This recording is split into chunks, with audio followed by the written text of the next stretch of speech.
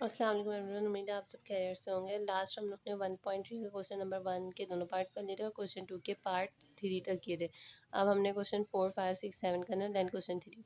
Question 2 का part 4 हमारा है Z cube plus 3z square plus 4z plus 2। ठीक है, अब हमने पहले क्या करना होता है, हमने z की वो वैल्यू फाइंड आउट करनी होती है जिससे ये ज़ीरो हो जाए।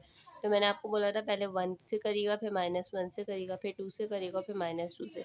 तो पहले हम 1 से चेक करते हैं कि z क्यूब जो है अगर उसकी जगह पे हम 1 पुट करें तो हमारे पास क्या z की जगह पे अगर हम 1 पुट करें तो हमारे पास क्या आंसर बनता है। ठीक है, तो 1 का क्यूब 1 ही हो जाएगा, 3 1 ज़ा 3 आ जाएगा, और ये सॉरी 1 था तो 4 1 ज़ा 4 हो जाएगा प्लस 2, और 4 प्लस 4 प्लस 2, 4 प्लस 4 8 और 10, ये हमारे पास 10 बन जाएगा। तो यानी हमारे पास इससे तो आंसर नहीं आ रहा।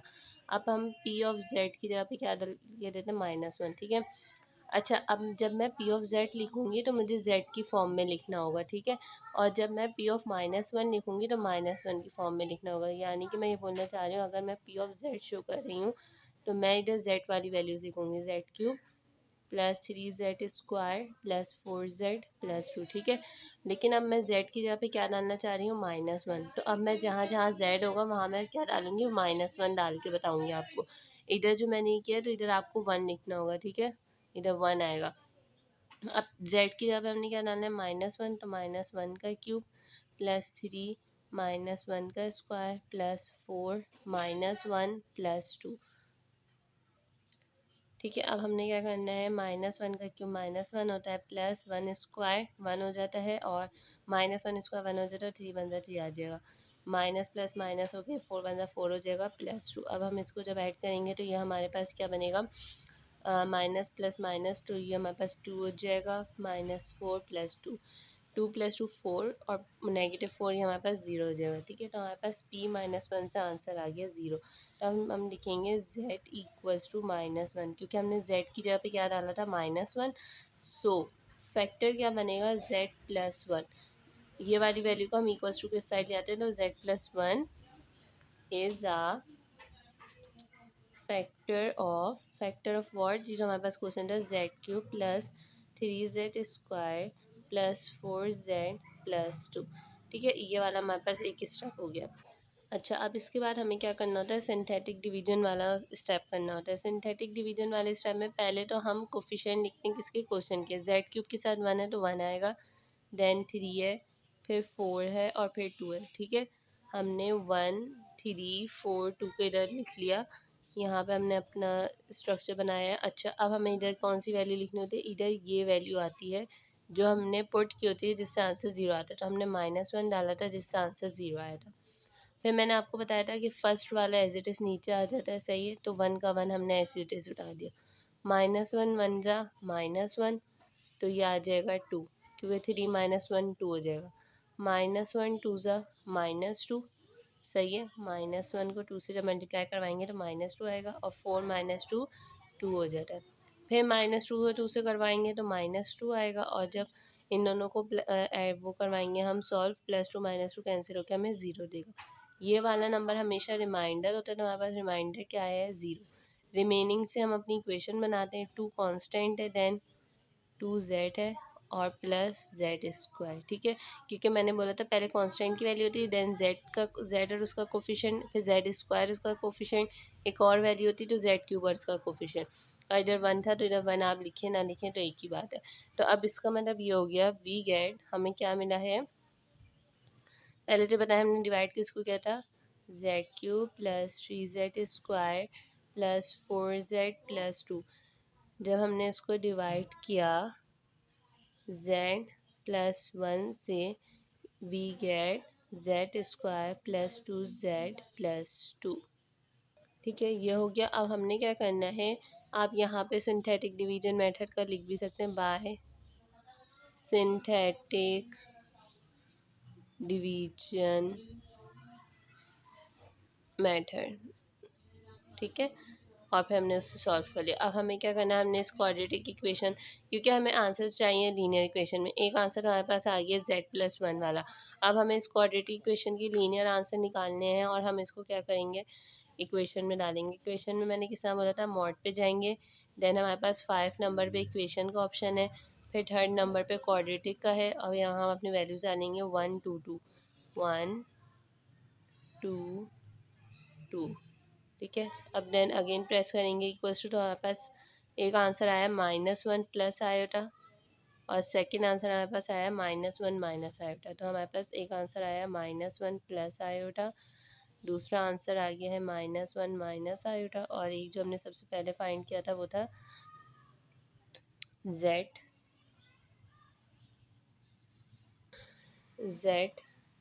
प्लस 1।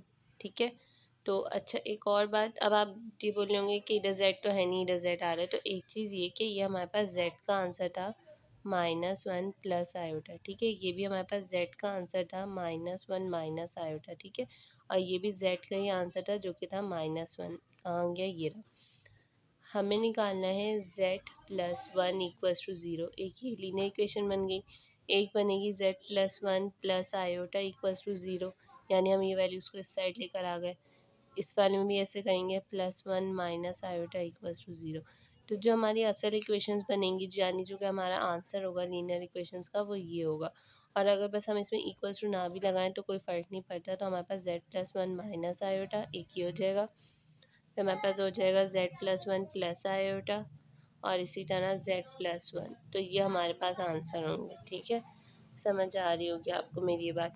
इसी तरह जब हमने फर्स्ट क्वेश्चन किया था जो हमारा क्यूबिक वाला ही था, तो हमारे पास ये आंसर्स आए थे। ठीक है, तो ये हमारे पास आंसर पहले तो था z इक्वल्स टू 1। ठीक है, ये भी हमारे पास था z equals to -2 plus iota, क्योंकि जब आप कैलकुलेटर में भी देते हैं तो वो x इक्वल्स टू करके बताते हैं कि x की वैल्यू ये, लेकिन इधर हमारे पास कोई वेरिएबल z है तो हम z इक्वल्स टू करके लिखेंगे। और जो थर्ड है वो हमारे पास है z equals to -2 minus iota. तो अगर हम इसके आंसर बनाना चाहें तो हमारे पास क्या बनेगा, z प्लस 2 माइनस आयोटा। जब हम ये वाली वैल्यूज़ को इस साइड ले आएंगे तो ये बनेगा हमारे पास। इसी तरह इसकी अगर बात करें तो z प्लस 2 प्लस आयोटा बनेगा, और ये हमारे पास बनेगा z -1। ठीक है, तो ये तीन वो लीनियर इक्वेशंस है जो कि हमें फाइंड करनी होती, ये हमारे पास आंसर हो जाएगा। ठीक है, तो इसको मैं एक दफ़ा और रिपीट कर देती हूँ, देन हम अपने 5 उसकी तरफ आएंगे, क्योंकि मुझे लग रहा है कि थोड़ा सा आप लोग कन्फ्यूजिंग लग रहा है, इसलिए मैं इसको बार बार रिपीट करना चाह रही हूँ। ठीक है, तो भाई हमने क्या है इस क्वेश्चन में, पहले हमने z की वो वैल्यू फाइंड की जिससे हमारे पास इक्वेशन का आंसर 0 आ जाए, तो हमारे पास वो वैल्यू आई थी -1, यानी z इक्वल्स टू -1 से हमारा आंसर 0 आ रहा था। इसको लीनियर इक्वेशन बनाने के लिए हमने क्या कर दिया, z प्लस 1। जैसे कि z इक्वल्स टू -1 है तो z प्लस 1 इक्वल्स टू 0, ये हमारे पास लीनियर इक्वेशन बन जाएगी। ठीक है, क्योंकि हम इक्वल्स टू के दूसरी साइड पे क्या रखना चाहते हैं, 0, यानी ये हमारा मेन मतलब एक तरह से हम इक्वेशन को इसी तरह लिखते हैं, इक्वल्स टू 0 करके। ठीक है, तो हमने -1 को इस साइड आके +1 कर दिया, तो z प्लस 1 वो फैक्टर बन गया इस इक्वेशन का एक। अब हमें रिमेनिंग फैक्टर निकालने थे, हमारे पास क्यूबिक इक्वेशन थी। क्यूबिक इक्वेशन पे डायरेक्ट क्यूबिक अप्लाई करने का कोई फार्मूला नहीं होता, यानी जिससे हम इसके रूट्स निकाल सकें। ठीक है, तो हमने पहले इसको क्वाड्रेटिक इक्वेशन में चेंज किया। क्वाड्रेटिक इक्वेशन में चेंज करने के लिए हमने इस पर सिंथेटिक डिवीजन मेथड निकाला, क्योंकि हमारे पास एक रूट भी फाइंड हो चुका था, यानी एक फैक्टर फाइंड हो चुका था, और हमारे पास इक्वेशन थी। हमने इक्वेशन के कोफिशिएंट लिखे, फैक्टर क्या था, ये -1, तो इस -1 के थ्रू हमने सिंथेटिक डिवीजन का स्टेप किया और हमने अपनी क्वाड्रेटिक इक्वेशन जनरेट कर ली। क्वाड्रेटिक इक्वेशन के बाद हमारा काम बिल्कुल सिंपल है, हमने अपने कैलकुलेटर में इक्वेशंस को पुट किया जिससे हमारे पास ये दो आंसर आए। ठीक है, और ये भी हमारे पास z की फॉर्म में आंसर है, यानी z equals to this one, z equals to this one.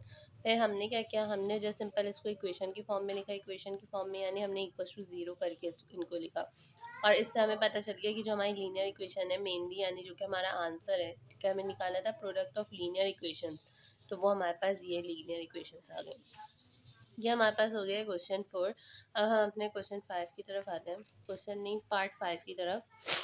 तो पार्ट 5 हमें दिया हुआ है z³ माइनस को 7z² प्लस 19z माइनस 13। ठीक है, ये हमारे पास है हमारा पार्ट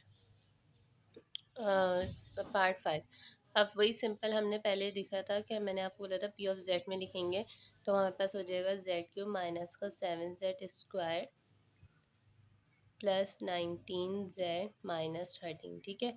इसी तरह अगर हम इसको अब हमने पहले 1 से चेक करना है तो 1 से करेंगे, तो 1³ माइनस 7 1 स्क्वायर प्लस 19 1 माइनस 13, ठीक है।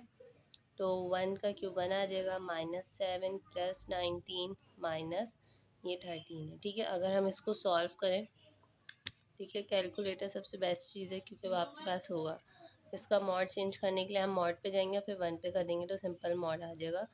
हमने 1 में ऐड करना है, नहीं सब्ट्रैक्ट करना है 7, फिर प्लस 19 और माइनस 13।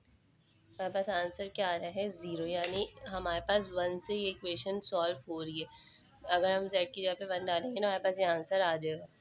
तो यानी z equals to 1, so z-1, क्योंकि हमने +1 को इस साइड लाने तो -1 हो जाएगा। सो z-1 is a factor of what, जो हमारे पास क्वेश्चन था z³ माइनस का 7z² प्लस 19z-13, ठीक है।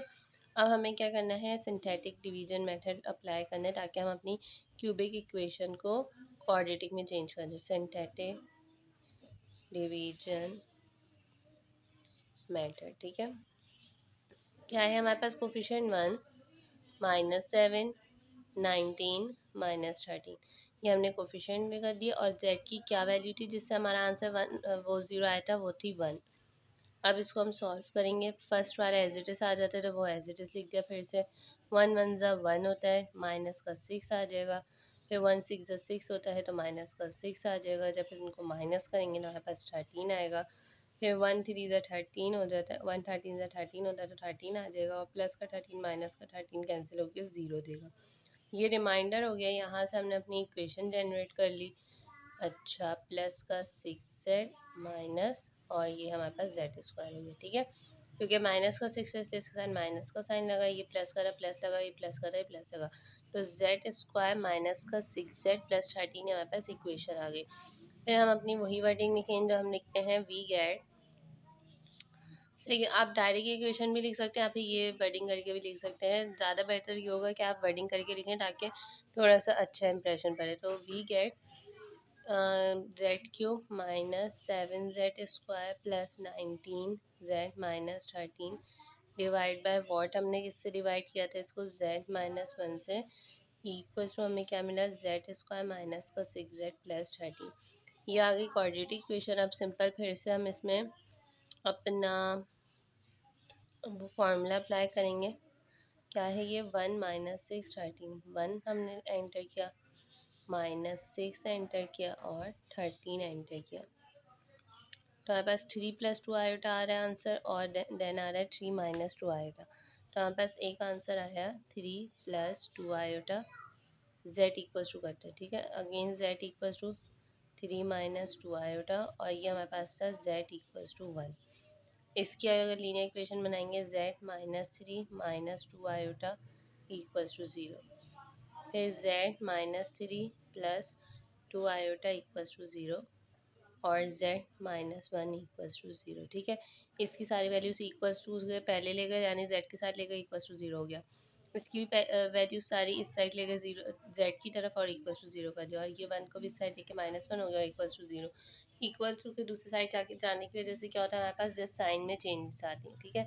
तो ये हमारे पास है z-1 z-3 - 2 आयोटा और z-3 प्लस 2 आयोटा, ये हमारे पास हो गया आंसर, ठीक है। तो ये हमारे पास हो गया क्वेश्चन 5। अब हमारे पास है क्वेश्चन 6, तो अब हम क्वेश्चन 6 करते हैं। अच्छा, तो अब हमने करना है अपना क्वेश्चन 2 का पार्ट 6, और पार्ट 6 मैंने यहाँ पे कॉपी कर लिया है। फर्स्ट हमने फाइंड करना होता है कि पी जेड की वो कौन सी वैल्यू जिससे हमारे पास आंसर 0 है। तो पी जेड की वैल्यू अगर हम 1 पुट करेंगे तो हमारे पास आंसर 0 नहीं आ रहा। अब हम जेड की वैल्यू को -1 पुट करके चेक करते हैं, तो देखते हैं क्या आंसर आता है। +3 -1² प्लस 19 -1 प्लस 17, ठीक है। तो ये -1 हो जाएगा, +3 हो जाएगा, -19 हो जाएगा, +17 हो जाएगा। जब हम इसको सॉल्व करके चेक करते हैं तो हमारे पास आंसर क्या आ रहा है, -1 +3 -19 +17। तो ये हमारे पास आंसर दे रहा है 0, जो कि ठीक है, ठीक हो गया। तो अब हमारे पास z इक्वल्स टू -1 से आंसर 0 आया, तो z plus 1 is a factor of what z cube plus 3z square plus 19z plus 17। ठीक है, तो ये हमारे पास हो गया हमारे क्यूबिक एक फैक्टर आ गया। अब हमारे पास और क्यूबिक इक्वेशन, अब क्यूबिक को हमें क्वाड्रेटिक में चेंज करना है, तो बाय सिंथेटिक डिवीजन मेथड। ठीक है, सिंथेटिक डिवीजन मेथड में पहले हमें कोफिशिएंट लिखना होता है, तो 1 3 19 17 मैंने कोफिशिएंट लिख लिया, और z की क्या वैल्यू थी, -1 थी, जिससे आंसर 0 आया था, तो वो मैंने लिख लिया। फर्स्ट वाला हम ऐसे लिख देते, तो 1 का 1 ऐसे आ गया, -1 को 1 से मल्टीप्लाई करवाएंगे तो -1 आएगा, और इसको जब कैंसिल सॉल्व करवाएंगे तो 2 आ जाएगा। -1 को 2 से मल्टीप्लाई करवाएंगे तो -2 आएगा, और जब इसको सॉल्व करवाएंगे तो 17 आएगा। -1 को 17 से मल्टीप्लाई करवाएंगे तो -17 आएगा, और ये सॉल्व होकर हमें आंसर 0 देगा।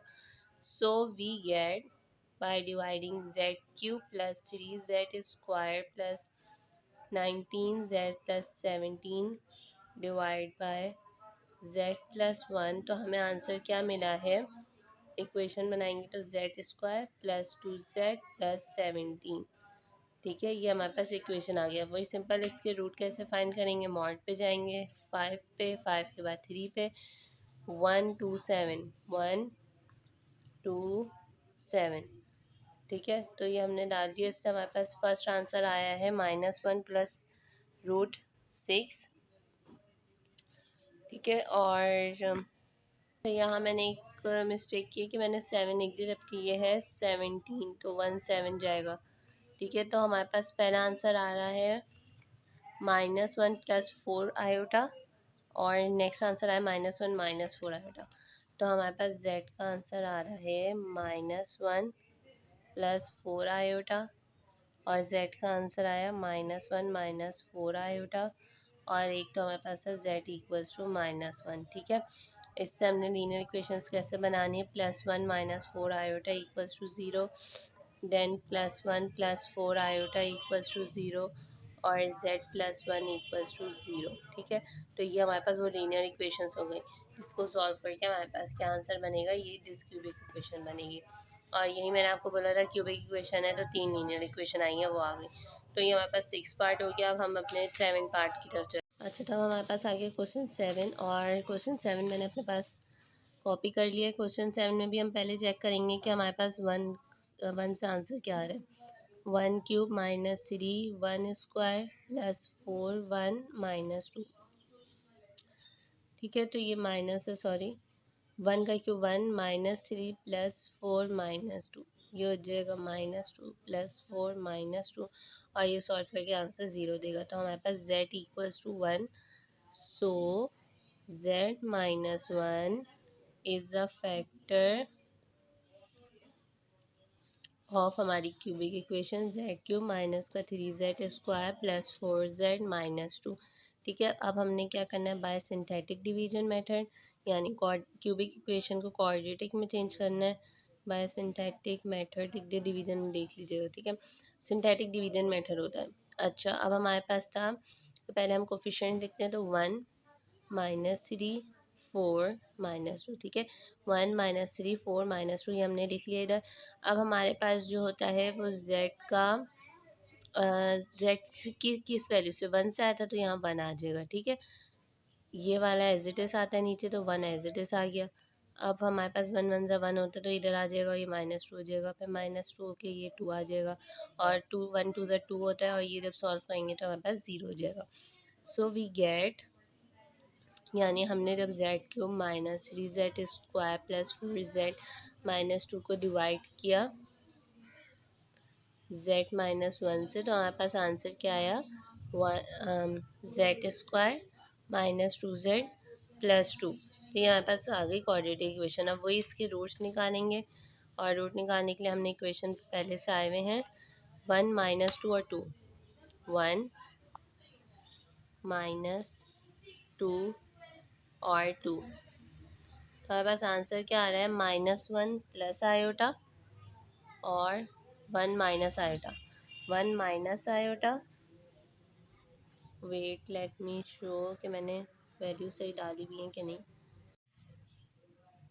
हाँ, तो हमने यहाँ वैल्यूज़ चेक करते हैं। हमारे पास वैल्यू है 1 -2 और 2, सही है, वैल्यूज़ तो सही हैं।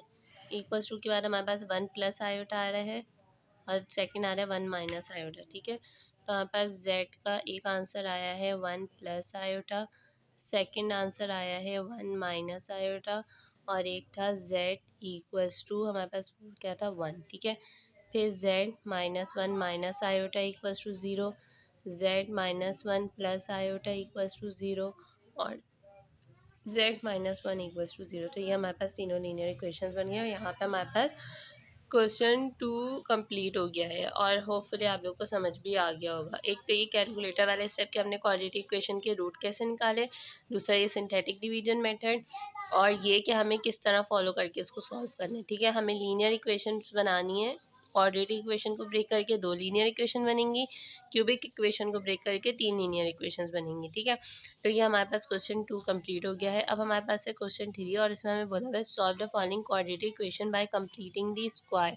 हमें इसको कंप्लीटिंग द स्क्वायर मेथड से इसको सॉल्व करना है। कंप्लीटिंग द स्क्वायर मेथड ये होता है कि हमें इसको स्क्वायर बनाने, जैसे a प्लस बी का स्क्वायर बन जाए या a माइनस बी का स्क्वायर बन जाए, देन इसको सॉल्व करना है, ठीक है। तो ये बात याद रखिएगा कंप्लीटिंग द स्क्वायर का क्या मतलब होता है। अब हमें पता है कि हमारे पास अगर फॉर एग्जांपल हमारे पास है एक वेरिएबल की बात करते हैं क्योंकि अभी हमारे पास एक ही वेरिएबल है। z+1 का होल स्क्वायर मैं आपको बताती हूँ कि है हमारे पास एक। तो अगर हम इस पर होल स्क्वायर खोलेंगे तो z स्क्वायर होगा प्लस 2z प्लस 1 स्क्वायर, कैसे a स्क्वायर यानी z square plus 2ab, 2 a क्या है 1, तो 2 अंदर 2 ही आ जाएगा, b हमारे पास o 2ab, तो a तो z था और b 1 था तो 2 अंदर 2 ही हो जाएगा, यानी कि मैंने क्या z का स्क्वायर किया प्लस 2 फॉर्मूले का होता है a b plus B square, ये किया मैंने, तो 1 का स्क्वायर 1 ही आ जाता है और 2 अंदर 2 था तो मैंने डायरेक्ट 2 लिख दिया, सही है। तो ये हमारे पास बनता है। अब इधर अगर आप देखना चाहें तो हमारे पास क्या होता है, हमारे पास लाजमी एक स्क्वायर का वेरिएबल होगा और एक सिंगल वेरिएबल होगा, ये वेरिएबल्स क्या होंगे, सेम होंगे, ठीक है। तो अब हमारे पास जो फर्स्ट क्वेश्चन है क्वेश्चन 3 का फर्स्ट क्वेश्चन, वो हमारे पास है z² - 4z +5 इक्वल्स टू 0, ठीक है। z² - 4z +5 equals to 0। अब हमें अगर इसको स्क्वायर बनाना है तो हमें क्या करना होगा, हमें इधर z और z स्क्वायर की z स्क्वायर वाली वैल्यू और z की वैल्यू तो चाहिए ही चाहिए, तो z² -4z की वैल्यू को हमने इस साइड ही रखा और ये जो 5 एक्स्ट्रा था इसको हम क्या ले गए, दूसरी साइड पे ले गए -5, ठीक है। अब यहाँ हमें देखना है कि ये तो बन गया z² जो कि हमें चाहिए होता है फॉर्मूले में, ये माइनस साइन आ गया। अब वो a प्लस बी का भी फार्मूला बन सकता है और a माइनस बी का भी फार्मूला बनता है, तो यहाँ माइनस का फार्मूला बन रहा है तो इसलिए आ गया इधर माइनस। फिर हमें पता है फार्मूले का होता है 2, उसके बाद हमारे पास होता है 2a हमारे पास z है और b। अब हमें बताना होगा कि यहाँ पे b क्या है। अब वो b कैसे पता चलेगा, ऊपर वाली वैल्यू को देख के, जैसे हमारे पास 4z था, ठीक है, हमें 4z बनाना है, अब हमारे पास सिर्फ 2z है, तो ऑब्वियसली यानी यहाँ पे 2 से मल्टीप्लाई हुआ होगा जब भी 4 बना, तो यानी हमारे पास जो b की वैल्यू होगी वो क्या होगी, 2 होगी। और हमें पता है कि b का स्क्वायर इधर ऐड होता है, ठीक है। ये स्टेप समझ आया कि हमने क्या करना है, इस वैल्यू को ब्रेक करना है। ब्रेक किस तरह करना है कि हमें पता है a की वैल्यू तो z है, 2 हमारे फॉर्मूले का होता है, अब इसको 4 बनाना है, तो ये 4 बना किस तरह, ऑब्वियसली 2 से मल्टीप्लाई हुआ होगा यानी 2 2 4 बना होगा ना, तो यानी हमें इधर 2 ऐड कर दिया। अब 2 ये हमारे पास किसकी वैल्यू को शो कर रहा होता है, ये तो a होता है, ये फॉर्मूले का 2 होता है, ये a और b, ये b की वैल्यू को शो कर रहा होता है। और इधर हम फॉर्मूले में क्या करते हैं, b का स्क्वायर क्या हो गया, यानी 2 2 4, 4 को हमने इधर खुद से ऐड करवाया है ताकि इसको स्क्वायर बना सकें, तो जब हमने 4 को इधर ऐड करवाया है तो 4 को हम इस साइड भी ऐड करवाएंगे।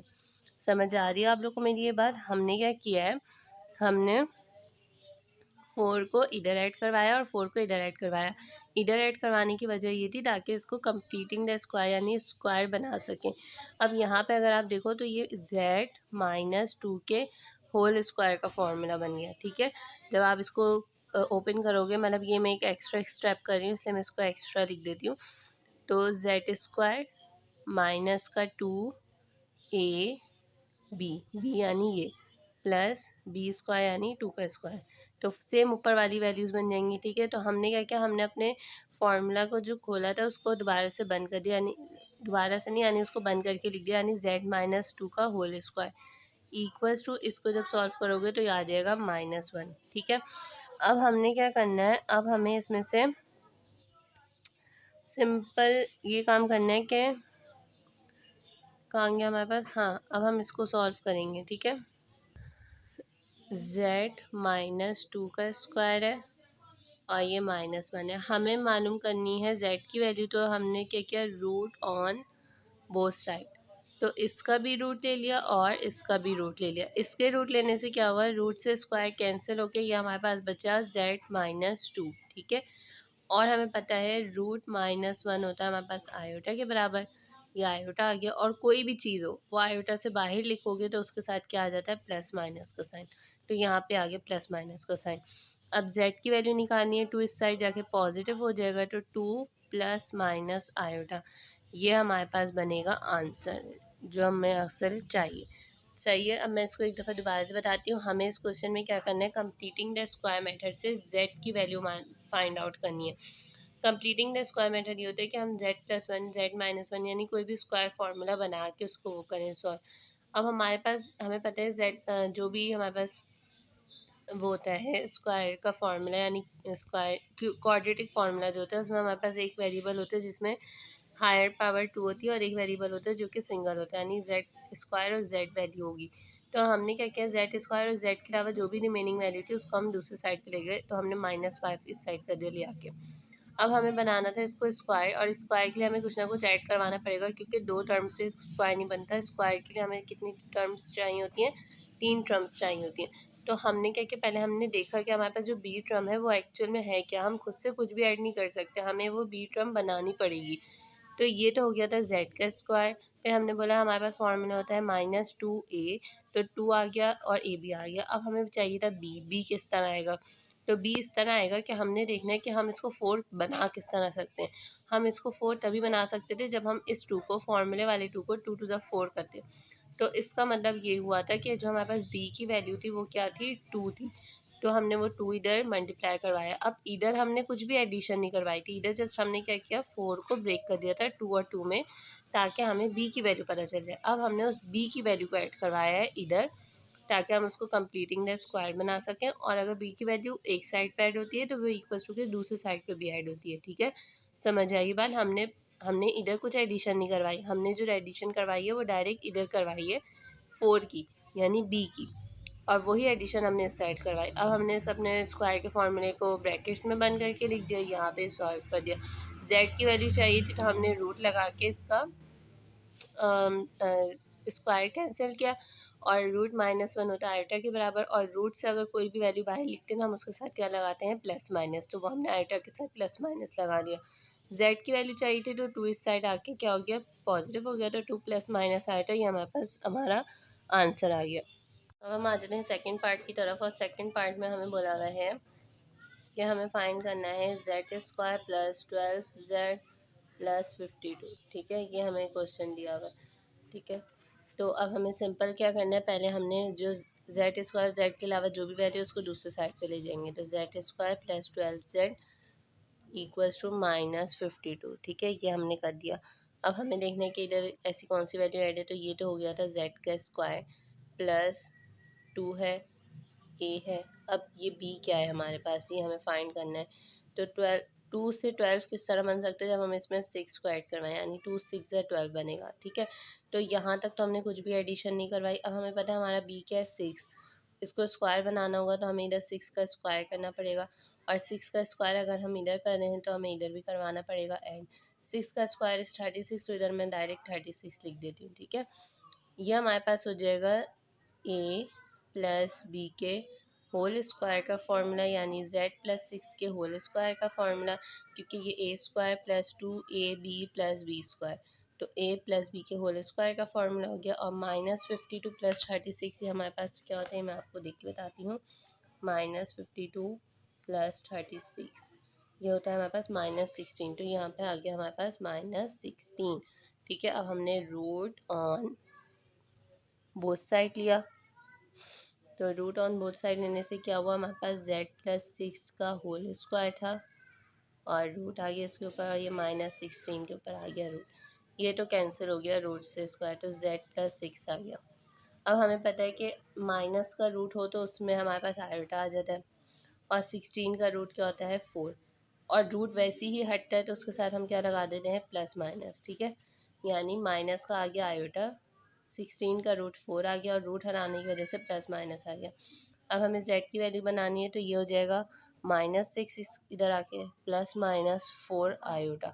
तो ये हमारे पास आंसर हो गया हमारे पार्ट 2 का, ठीक है। तो ये तो बहुत ईजी सा था और ये समझ आ गया होगा। अच्छा, तो अब हम आ जाते हैं अपने सेकंड पार्ट की फोर्थ पार्ट की तरफ, ठीक है। अब फोर्थ पार्ट में इसलिए करवानी क्योंकि थ्री पार्ट में थोड़ा सा चेंजेस है, तो पहले मैं फोर्थ फिफ्थ सिक्स करवाऊंगी, देन एंड में थर्ड पार्ट करवाऊंगी। तो इधर हमने क्या किया, वही फोर्थ पार्ट लिखा और उसमें हमने जेड स्क्वायर और जेड की वैल्यू को बस अपने इक्वल्स टू के लेफ्ट हैंड साइड पे रखा, राइट हैंड साइड पे हम ये माइनस वाली वैल्यू को ले जाए, यानी विदाउट जेड वाली वैल्यू को ले गए, ठीक है। हमने क्या करना है, अब हमने इसको स्क्वायर बनाना है, तो ये हमें पता चल गया जेड का स्क्वायर है। फिर हमारे पास होता है -2a, और अब हमें b की वैल्यू फाइंड करनी है, तो b क्या होगा, 2 को 6 बनाना है तो ऑब्वियसली 3 से मल्टीप्लाई करवाएंगे, यानी 2 3 ज़ा 6। तो यहाँ तक कुछ एडिशन नहीं हुई, बस हमने 6 को 2 और 3 में ब्रेक करके लिखा ताकि हमें b की वैल्यू का पता चले। तो b की वैल्यू हमारे पास आ गई है 3, और हमें b का स्क्वायर ऐड करना होता है, तो हमने 3 3 ज़ा 9 इधर ऐड करवाया और इधर भी 9 हमने ऐड करवा दिया। तो अब हमारे पास ये हो गया z-3 के होल स्क्वायर का फॉर्मूला, माइनस का स्क्वायर हो गया प्लस का स्क्वायर, ये आपको इधर साइन से पता चल जाएगा, ठीक है। इधर माइनस है तो माइनस a माइनस बी का होल स्क्वायर बनेगा, अगर प्लस है तो a प्लस बी का होल स्क्वायर बनेगा। इधर जब इसको -34 + 9 करेंगे तो -34 + 9, तो ये हमारे पास होगा -25, ठीक है। अब वही हमने रूट ऑन बोथ साइड लेना है, root on both side. Root on both side से क्या होगा, z-3 स्क्वायर और रूट आ जाएगा, और ये -25 रूट आ जाएगा, ये कैंसिल हो जाएगा तो z-3 रह जाएगा। और इधर हमें पता है कि 25 का रूट जो होता है वो 5 होता है, माइनस का रूट आयोटा होता है, और रूट हटने की वजह से हमारे पास आता है प्लस माइनस, ठीक है। z की वैल्यू हमारे पास क्या बनेगी, माइनस का 3 था, इधर आके +3 हो जाएगा, +-5 आयोटा। तो ये हमारे पास आंसर आ जाएगा हमारे फोर्थ पार्ट का, ठीक है। तो ये भी बहुत ईजी सा था और समझ आ गया होगा। अब हमारे पास है 5 में हमारे पास है जेड स्क्वायर माइनस का 6z इक्वल्स टू -13। अब आप इधर देखेंगे तो इधर ऑलरेडी हमें -13 दूसरे साइड पे करके दे दिया है, हमने जस्ट इसको स्क्वायर बनाना है, तो ये z का स्क्वायर हो गया, ये -2a, इसमें हमें पता चल जाएगा भी वही 3 होगा क्योंकि 2 3 ज़ा 6 बन जाएगा। फिर हमें वही 3 को ऐड करवाना होगा, 3 के स्क्वायर को -13, और इधर भी 9 को ऐड करवा दिया हमने, ये z-3 के होल स्क्वायर का फॉर्मूला बन गया। और ये -13 + 9 हमारे पास क्या बनेगा, -13 + 9, ये हमारे पास माइनस का 4 बन जाएगा, तो हमने इधर लिख दिया -4।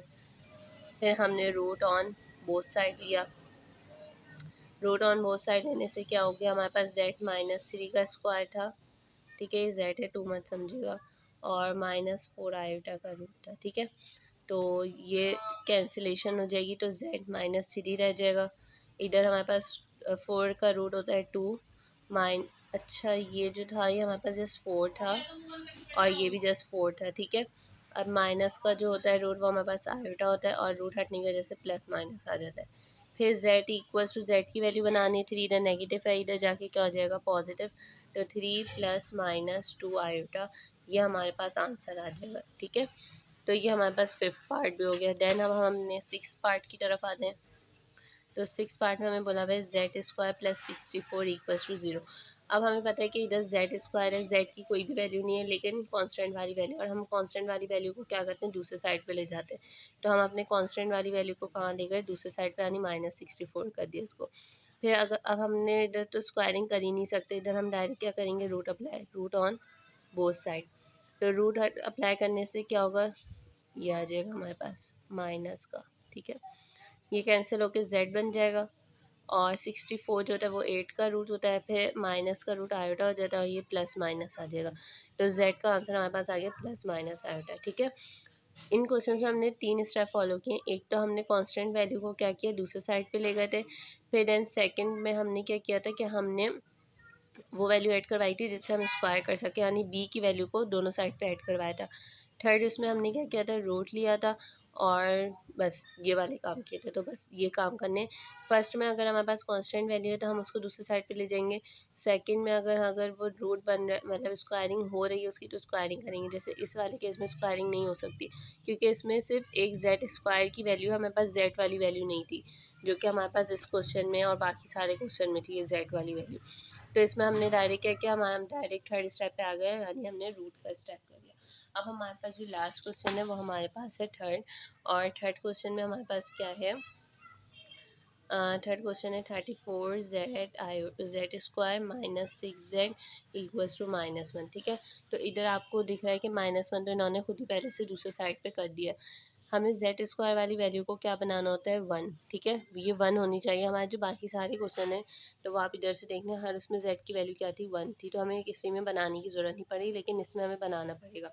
इसमें जेड की वैल्यू को 1 किस तरह बनाएंगे, हम डिवाइडिंग बाय क्या करते हैं, डिवाइडिंग 34 ऑन बोथ साइड। तो हमने जब 34 को दोनों साइड पे डिवाइड किया तो 34 डिवाइड हो जाएगा इस तरह। ठीक है, हर उसमें हमारे पास 34 डिवाइड हो जाएगा। यहाँ पे डिवाइड होगा तो ये कैंसिल होकर क्या बन जाएगा, खाली जेड स्क्वायर बन जाएगा, माइनस ये 6z/34 हो जाएगा, और ये हमारे पास -1/34 ही रहेगा। ठीक है, तो ये यहाँ तक का तो स्टेप आपको समझ आ गया होगा कि हमने क्या किया, जेड स्क्वायर की वैल्यू को 1 बनाया। अब जो हम अपना स्टेप करते हैं कि हम कांस्टेंट वैल्यू को दूसरी साइड पे कर लेते हैं, तो कांस्टेंट वाली वैल्यू हमारी दूसरी साइड पर ही है और जेड स्क्वायर और जेड की वैल्यू हमारे पास इस साइड पर ही है, यानी लेफ्ट हैंड साइड पर है। अब हमने इस पर क्या करना है, जो हमारा सेकंड स्टेप होता है स्क्वायरिंग वाला, हमने इसको स्क्वायर बनाना है। तो हम स्क्वायर किस तरह बनाएंगे, हमें पता है ये जेड स्क्वायर होता है, माइनस का 2 होता है हमारे पास, ए होता है और बी। अब हमें बी बनाना है। अब हमें पता होना चाहिए कि इधर 2 है तो 6 बनेगा, 2 3 ज़ा 6 हो जाएगा। ठीक है, और ये 34 नीचे एज इट इज़ आ जाएगा, यानी 3 जो 34 है वो हमारे पास बी की वैल्यू है। सही है, समझ आ रहा है आपको। 3/34 कैसे है, क्योंकि हमारे पास 6 था ऊपर, 6 कैसे बन सकता है, 2 3 ज़ा 6 करके, और अपॉन वाली वैल्यू तो एज इट इज़ ही रहेगी। तो इसका मतलब है बी हमारे पास जो है वो 3/34 है, और हमने वही 3/34 के स्क्वायर को इधर ऐड करवाया, और -1/34 जो था उसके साथ भी इसको ऐड करवा दे, 3/34 के स्क्वायर को। याद रखिएगा हमें स्क्वायर को ऐड करवाना है क्योंकि इधर हम स्क्वायर को ऐड करवाते हैं। तो ये हमारे पास बन जाएगा z -3/34 के स्क्वायर का फॉर्मूला। ठीक है, क्या किया हमने जस्ट क्या किया था, पहले हमने इसको ब्रेक कर लिया ताकि हमें बी की वैल्यू पता चले। बी की वैल्यू थी 3/34, उसको इधर भी ऐड करवा दिया और इक्वल्स टू की दूसरी साइड पे भी ऐड करवा दिया। इधर हमें पता चल गया a माइनस बी के होल स्क्वायर का फॉर्मूला। अच्छा, अब हमें इसकी सॉल्यूशन करनी है, तो इसका सॉल्यूशन हम कैसे करेंगे, हम डायरेक्ट इसमें अप्लाई करते हैं। हमारे पास है -1/34, फिर हमने प्लस लगाया, हमने ब्रैकेट लगाए, ब्रैकेट में हमारे पास क्या है 3 ये बहुत ब्लर आ रहा होगा आपको इसलिए मैं साथ साथ बोलती जा रही हूँ, 34। फिर हमने ब्रैकेट क्लोज किया और स्क्वायरिंग कर दी इसकी। ठीक है, क्योंकि स्क्वायरिंग है। इसको आंसर देखेंगे तो आंसर हमारे पास आ रहा है -25/1156, -25/1156 हमारे पास आंसर आ गया। फिर हमने क्या करना है, रूट ऑन बोथ साइड, जो कि हमारा थर्ड स्टेप था। रूट ऑन बोथ साइड करने से क्या होगा, z -3/34 इक्वल्स टू, डायरेक्ट किया मैंने, रूट लेने से क्या होगा, ये कैंसिल हो जाएगा। इसका 25 का रूट 5 आएगा, माइनस का रूट आयोटा आएगा, और 1156 का रूट हम चेक कर लेते हैं, रूट 1156, तो वो हमारे पास आएगा 34। ठीक है, तो हमने वो 34 लिख लिया, और रूट हटने की वजह से क्या आता है, प्लस माइनस, तो प्लस माइनस लिख दिया। z की वैल्यू हमें बनानी होती है, ये इधर नेगेटिव है, इधर जाके पॉजिटिव हो जाएगा, यानी 3/34 प्लस माइनस 5 आयोटा/34। तो ये हमारे पास आंसर हो गया हमारे थर्ड पार्ट का। ठीक है, होपफुली समझ आ गया होगा। इसमें सिर्फ एक डिफरेंस था कि हमारे पास जेड के साथ कोई नंबर दिया हुआ था, हमने उस नंबर को हटाना था, उसको 1 करना था, तो हमने क्या किया, उसी नंबर से पूरी इक्वेशन को डिवाइड कर दिया। ठीक है, अगर फॉर एग्जाम्पल इधर 24 होता, 30 होता, 35 होता, तो जो जो भी नंबर होता ना इस साइड पे जेड स्क्वायर के साथ, हम उसी से पूरी इक्वेशन को डिवाइड करवा देते। डिवाइड करवाने के बाद हमारे पास ये फॉर्म बन गई थी, हमारा कॉन्स्टेंट पहले से ही राइट हैंड साइड पे था, हमें करने की ज़रूरत नहीं पड़ी। फिर हमने स्क्वायरिंग का फार्मूला बनाया, स्क्वायरिंग के फार्मूले के बाद हमने क्या किया, इसमें रूट ले लिया, जो कि हमारा थर्ड स्टेप था, फिर हमारे पास आंसर आ गया। तो होपफुली आप लोग को ये सब समझ आ गए होंगे। क्वेश्चन 3 के हमने सारे पार्ट कर लिए, यानी 1.3 हमारी कंप्लीट हो गई है। अब जो हमारे पास है वो है रिव्यू एक्सरसाइज। अच्छा, अब रिव्यू एक्सरसाइज ये आप लोग का टास्क है कि आप लोग किस तरह करेंगे। रिव्यू एक्सरसाइज में वही सारे क्वेश्चन होते हैं जो आपकी एग्जाम्पल में और जो आपने पिछली यानी जितनी भी एक्सरसाइज में किए होते हैं, यानी जैसे 1 चैप्टर है उसकी एक्सरसाइज में आपने जो जो क्वेश्चन किए वही रिव्यू एक्सरसाइज में होता है। तो आप लोग ने क्या करना है, रिव्यू एक्सरसाइज को खुद से सॉल्व करना है और इसके आंसर भी वैसे पीछे दिए हुए होते हैं। फॉर एग्जांपल अगर आपके साथ ऐसा हो कि आपने कोई सवाल सॉल्व किया, उसका आंसर बुक के आंसर से मैच ना हो रहा, तो वो आप मुझसे कमेंट में पूछ सकते हैं कि अभी ये वाला क्वेश्चन सॉल्व करके बता दें हमारा ये आंसर आ रहा है या हमसे ये क्वेश्चन नहीं हो रहा।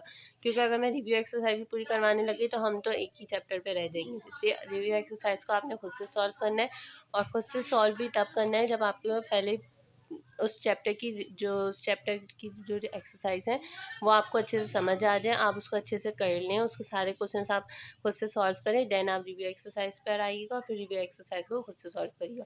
क्योंकि जो आपके मोस्टली क्वेश्चन बनेंगे वो रिव्यू एक्सरसाइज से ही बनेंगे, ठीक है। तो जब तक के लिए आप लोग क्या करिएगा, रिव्यू एक्सरसाइज को खुद से ट्राई करिएगा। फिर भी मैं आपको बोल रही हूँ, आपको कुछ समझ ना आए आप मुझसे कमेंट में बोल सकते हैं, मैं आपको कमेंट में इसका आंसर करूँगी, उसके लिए अलग से वीडियो बना दूँगी जो क्वेश्चन आपको मुश्किल लग रहा होगा या जिसके आंसर में आपको प्रॉब्लम हो रही होगी।